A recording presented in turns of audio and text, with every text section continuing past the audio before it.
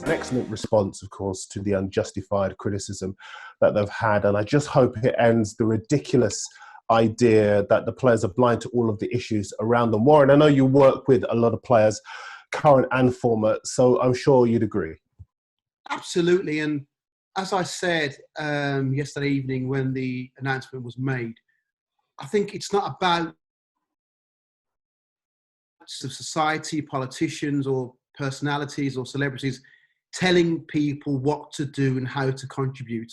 What has happened here is that these guys have sat down, they've taken their time, they've not rushed into anything and decided the best way to get not a wage cut, not any deferrals. This is about them donating their own money on top of the money that they are going to be paying into the exchequer through their taxes.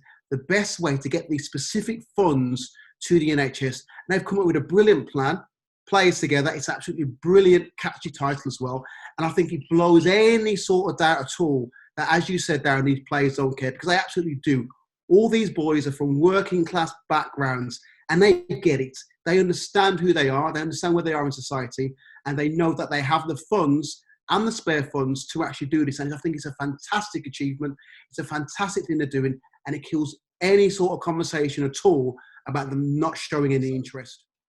Well, Darren, I'm not being funny. You could have sat there for another half an hour sort of reeling off all the things that these Premier League players do. And that's before they do anything that's involved with their clubs. That's before they do anything that's involved with any club sponsors or the actual clubs or the Premier League or any other sort of entity around the football themselves. So, you know, I don't need to justify what players do. You don't need to sit there and justify anything that these players do. And it's not just financial support these guys are handing out. It's, as you said there with Wilfred Zaha, it's practical support as well. So it isn't just a case of a rich millionaire footballers just throwing a few quid at a problem. They're actually solving practical issues as well. Jordan, I know Channel 4 News have been highlighting the MP's pay rise earlier this year, and obviously the fact that MPs voted not to give the NHS pay rises a couple of years ago. So this must be fascinating for you to be able to be a part of covering. Yeah, definitely. And before I answer that question, just a quick answer on the previous one. And I've said to you guys offline that I would have liked players to have done more in terms of giving finances to charities, NHSs, and a lot of you guys reminded me, and I'm disappointed that I forgot this, that a lot of players, as you both just said, do a lot individually to support various organisations and groups of people through their own pockets. So I think it's important that the public don't forget, in amongst the whole rhetoric of greedy millionaire Premier League footballers doing nothing. Actually, we all know that who work in the football industry here, that they do a lot of work as well.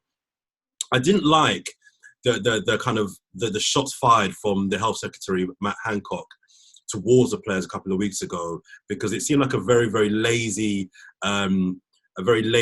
missile to launch towards Premier League footballers that served as air deflection from the fact that he and his government themselves have been at the root of the problem as to why the NHS has been so underfunded and so poorly resourced. And I just thought he knew what he was doing by highlighting the riches that Premier League footballers have, because he knew the public discourse would then turn to, oh yeah, what are these guys doing? What are you millionaire footballers doing? I didn't like that. But I think, as you mentioned, the Channel 4 News, we have highlighted many of the expenses, or we've lost him, many of the expenses from MPs and what they've done with their finances, and it's a very, very, again, easy missile to put at footballers. When what about bankers? What about hedge fund owners? There's so many other people that earn much more than footballers that could contribute, but we don't hear pressure on those groups of people because they're not working class young men. I mean, there's a strong element of that as to why footballers are such an easy target for people to point the finger at and say, you should be doing more, you should be doing more. Jordan, what do you say about people who say, well, Matt Hancock was only asking a question from a journalist? He answered it poorly. And I think that, yes, he was answering a question from a journalist, but I think what he should have said was, look, we expect all those that can to help as best as they can. if you're a millionaire, if you're famous, if you have the funds, we're in a crisis right now. We need everybody who can to do what they can to help in the current situation that we're in. To then target Premier League footballers, as I said, I think he knew what he was doing. It deflected the attention away from him and his government, and it was a very easy, excuse the pun, football to kick in the sense of what Premier League, the perception that people have about Premier League footballers. So it was lazy, it was uncalled for. The response we've seen this week with the statement that Warren mentioned earlier on, I thought was a strong one from the football players. Warren would know more than me, but if I was going to be a cynic, you could say, have they just done this in the last couple of days and it looks good now, or was this always a plan for 2-3 weeks? I don't know. Or again, Warren knows more of these players than me, so he will have a better idea whether this was always the plan and this was in the making from weeks ago. But either way, they've come to the right conclusion. I like what they've done here. I think it's the right thing to do. Can I just add something here as well, just very quickly? Not only was Matt Hancock disrespectful and deflecting footballers, he was actually factually incorrect, telling football players to actually contribute more. If I am a football player earning £100,000 a week, I am a PAYE employee of my club. So I'm literally paying every week half of my salary to the Exchequer for him and his Tory mate to do what they like with. So if he wants me to cut my salary and cut my wages for a week, a month or 6 months, he's actually bringing in less money. So stupidly, he's defeating his own object by telling them to actually try and do more by cutting their salary. So what the players have cleverly done here is they've sidetracked their clubs. They've sidetracked Matt Hancock and the Tory government, and they are making sure this money goes directly to the NHS charities for them to distribute that money as quickly and as best possible for them to use during this extremely unprecedented crisis. And you know why, Warren? You've hit the nail on the head there, because I reckon there's a distrust from football players towards the leagues, their club, and the government. They don't want how their money's going to be used. Yeah, they don't trust people. They're like, hang on a minute, I'm thinking, it's not about caring or not. I think if we're going to give them the benefit of the doubt, people care. A lot of these footballers are working class men who come from backgrounds that are poor. They know what it's like to have nothing. They care. They want to give. They want to help. But they're thinking, I'd imagine, I don't trust the Premier League. I don't trust my club. I don't trust the government. So you know what? Let me give my money to the people to the people that I think need it. The amount that I want to give them, and in the way that I want to give it as well. I think it's still centered in a distrust from football players. So it's all about control. It's their money. In theory, let's be brutally honest here, the players didn't have to reach into their pockets and actually do what they're doing, because as I said, they are paying a huge amount of money in tax and national insurance into the Exchequer, but they've decided to do this their own way. And it's not a case of people shouting and making noise on social media. And as soon as these players reach their accountant and write a check, this is about money being spent and used properly in the right and correct way. Troy, you know one or two players. What's the view from? What's the view there? I think the guys, to be fair, have hit the nail on the head, to be totally honest. And the biggest thing amongst what they've said, and all of it, is absolutely spot on, is the ownership thing for me. It's the players taking ownership of what is rightfully theirs. It's their earned money. They can distribute it, spend it anyhow they want to spend it. They are already taxed to an incredible degree, and that tax goes back into the government. This is an opportunity for them to say, this is what we are doing as a collective force. This is what we are doing to support the nation at this incredible, difficult time, as well as the foundation work we do, as well as some of the other personal stuff that we've set up, as well as our continuing and ongoing conversations with our own football clubs about deferral of wages or reduction of wages or whatever that may be. So, the laziness around this narrative, which people love to jump on board and love to then use it as a stick to beat our footballers with, as being squashed totally. But there'll still be some who will sit there, type away and still say that footballers are not doing enough. But I'd remain, as I always am, and people can say, well, you've got an insight, Troy. So very, very proud of what the footballers did, you know, and in putting together players together, but also what they continue to do just on the everyday anyway. They've been fantastic during this period. I don't care what anyone tells me, you know, ringing up fans, putting stuff on social media platforms, continuing to train, you know, all the kind of stuff that they've been doing to continue to engage fans. And for me, it's the ignorance of many that wants to put them into the spotlight for the wrong reasons. Just a quick note. I think it's important to distinguish the players from the sport. I think the players have come out of this done a very, very good job. I'm not so sure football has done a very good job here. I think a lot of the clubs, we know what's happening with, you know, that's Newcastle and Spurs, Liverpool, their U-turn. I think the footballers come out of this having done a really good job and deserve a lot of credit for what they've done. I'm not sure the same could be. But Jordan, don't you think that's the government's own fault for maybe not putting out a little bit more of a stronger wording around their retention scheme? And, you know, football loves to use a loophole. So what football has done is not even used a loophole. It's just done what they weren't told they couldn't do it. It's looking after itself. Yeah. Now, I agree it's wrong, but I'm saying that they've managed to use something where actually, without doubt. Just before we move on from this subject, guys, do you think Players Together is the start of something even bigger? That they'll move beyond the whole debate around wages and maybe represent themselves on other issues going forward? To be honest with you, Dee, I've probably been waiting for this moment for a very long time. I think players need to take ownership a lot more of many a situation that continues to happen. And obviously everyone knows my work. And I think that players should be taking control of that a little bit more. And there needs to be a little bit more of a vocal presence from players right across the board from all different backgrounds when it comes to that topic as well. I think this could be a real seminal moment. I think this, you know, the collective conversations that the players are having now, yes, this is about financial issues, but there are so many other issues out there that I think that possibly now, because the game is not going to be the same, you know, when we come back from whatever time we come back, and I'm not even going to put a timeline on that, the game is not going to be the same anymore. There's going to be lots of demands placed on our players, and there's going to be a lot of questions asked of our players. And I think what's happened with Players Together will continue across many different topics and avenues. And I, for one, applaud that. Actually, I asked that because I think you look at some of the players who are involved in it, some of the leading players, Troy Deeney, Mark Noble, outspoken players, not afraid to speak their minds. Harry Maguire's obviously involved. He's a good talker too. And I think on some very key issues, those guys will now have something to say.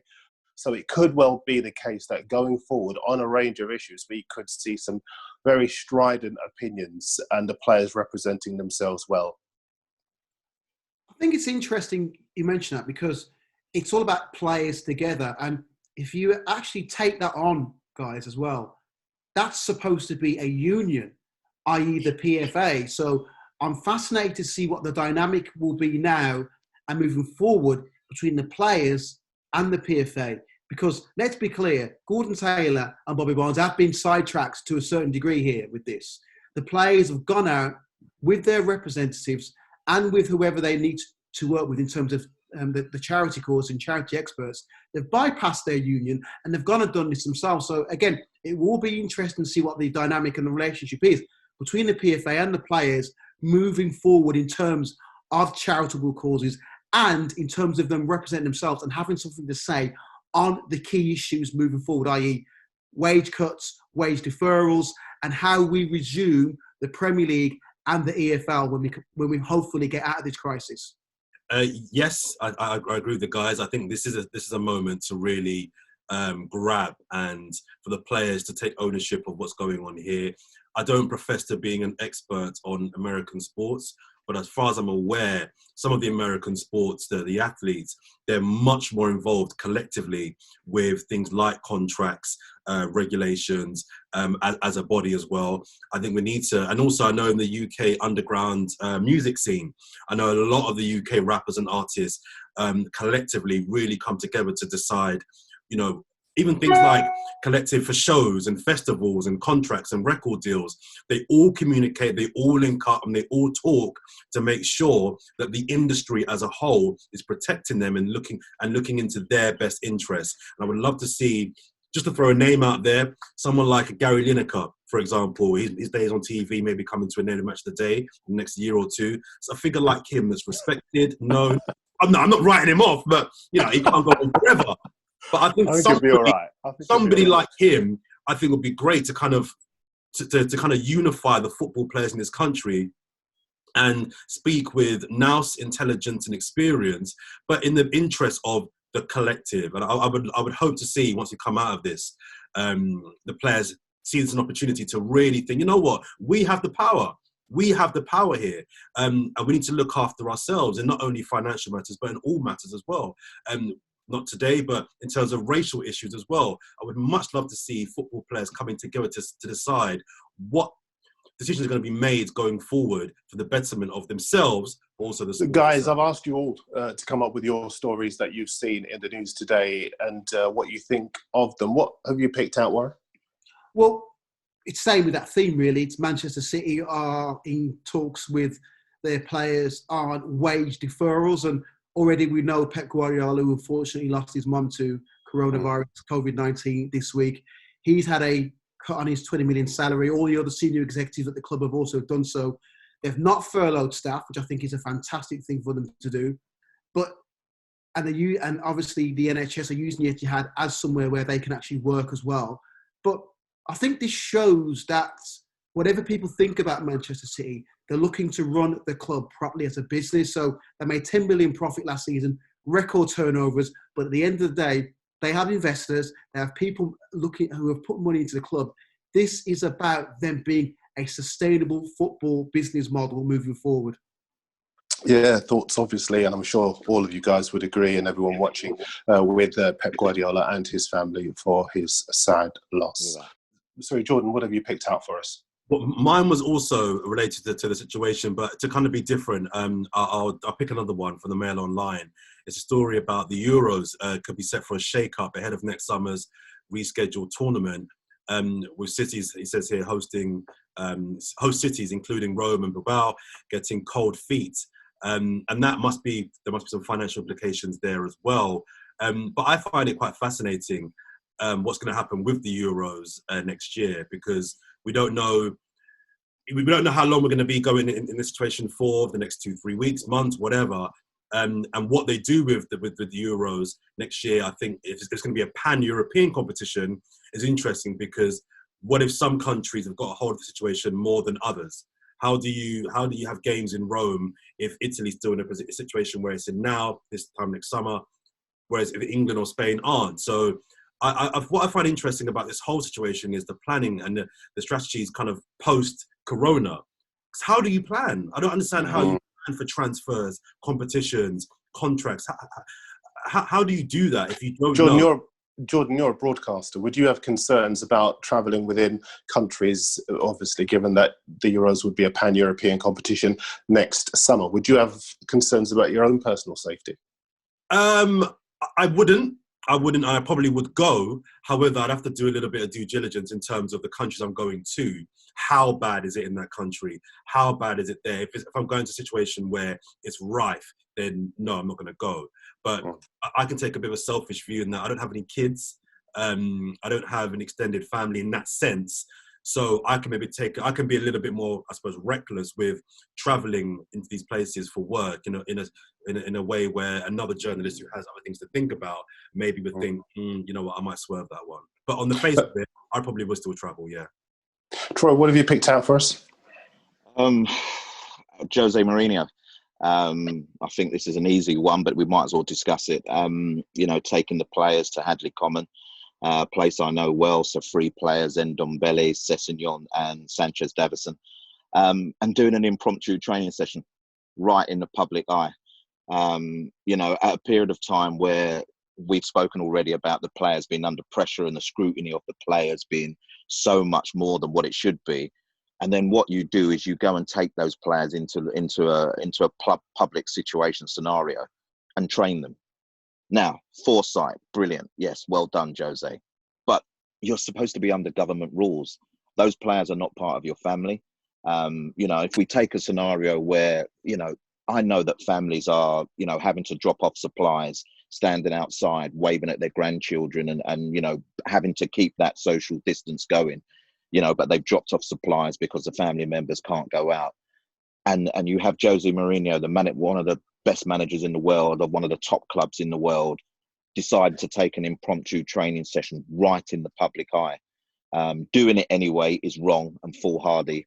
Doing it in the place that he'd done it, and like I said to you, I know the place well, and it is easy accessible, was absolutely ridiculous. And it's a blatant form of ignorance towards everything that the government are being saying at the moment. And if we're going to a very quick question to all three of you relating to this. Isn't Jack Grealish going out to a mate's house, or maybe even Carl Walker, who was even more, indeed, infamously caught. This was a guy just trying to do his job. Now, obviously, as you rightly say, as far as the social distancing guidelines are concerned, it did send out the wrong message, but it was with the right intentions. Yeah, but Dean, sorry, let me just finish. The right intentions are that we're not supposed to be out with people that are not a part of our immediate family, the family that we are isolating with. So that in itself shows that he's breached kind of rules. You know, you've mentioned a couple of other stories which I flabbergasted at, to be totally honest, at this present time. But it's just a look that football doesn't need at this present stage and present time.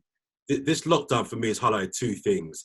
On one side, the coming together, the community spirit, the national joining of coming through a pandemic, and a lot of positive things that come out of this.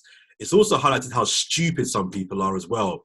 It's really shown me how just blatant. Stupid or ignorant. I think both. Troy. I think both. I mean, it's not difficult. Just stay in your house. You're allowed 1 hour to go and do exercises, walk the dog, stretch your legs, get some fresh air.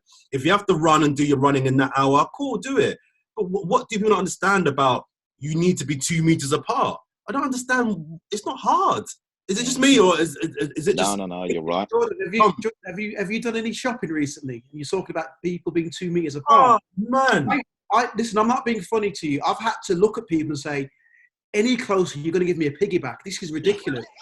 So it's okay for us to be here having a sensible conversation about, yes, social distancing, but you go to a supermarket, there are people literally all over each other. And for me, it's ridiculous as well. But if I just want to go back to Jose Mourinho as well, and I don't understand why he does that publicly in Spurs training kit as well. It's beyond belief. And there were some pictures going around of the Spurs players doing a remote training session. Jose Mourinho was at the training ground and the players were remote. If that's the case, why can't he get a couple of players at the training ground to do training sessions individually as well? Okay, well, look, that's all we've got time for here on the show this week. We're back next week for the conversation. Join us then.